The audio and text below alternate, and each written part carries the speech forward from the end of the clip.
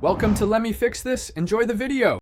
In this video, I will explain how to make delicious cornbread from scratch, starting with fresh corn. We'll cover everything from preparing the corn to baking the perfect loaf.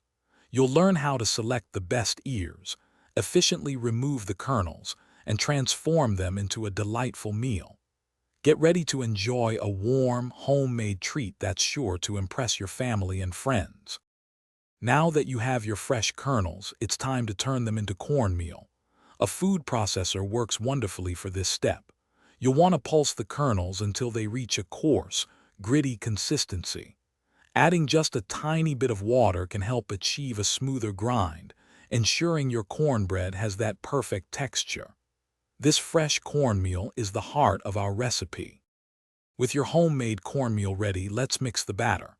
In a large bowl, combine your dry ingredients, the fresh cornmeal, some all-purpose flour, baking powder, and a touch of salt. Then, gently whisk in the wet ingredients including milk, eggs, and rich melted butter. Mix until just combined. Overmixing can lead to a tough cornbread, and we want it wonderfully tender.